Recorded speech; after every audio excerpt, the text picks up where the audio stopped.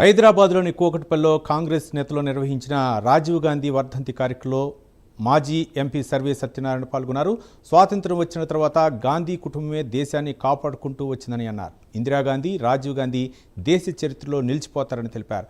ప్రస్తుత ప్రభుత్వ హయాంలో విడగొట్టి పాలించే వ్యవస్థ నడుస్తోందని సర్వే సత్యనారాయణ చెప్పారు.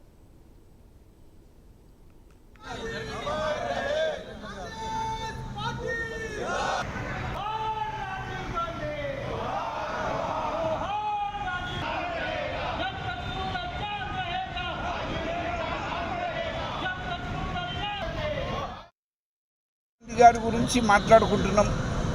మరి వారు చనిపోయిన రోజు దాదాపు 34 సంవత్సరాలు అవుతుంది. ఈ దేశానికి ప్రధానమంత్రిగా ఉంటుంది. మరి ఈ దేశానికి వారి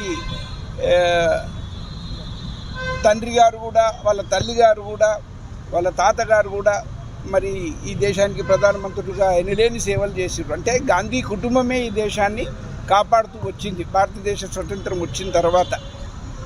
మరి ఇప్పటి పరిస్థితులు చూస్తూ ఉంటే, ఇప్పటి పరిపాలన చూస్తూ ఉంటే, ఈ ఎన్డీఏ బీజేపీ పరిపాలన, ఈ నరేంద్ర మోదీ పరిపాలన, ఇవన్నీ చూస్తూ ఉంటే వాళ్ళు జ్ఞాపకం వస్తున్నారు. కేవలం ఒక చిన్న ఎగ్జాంపుల్ నేను చెప్తా.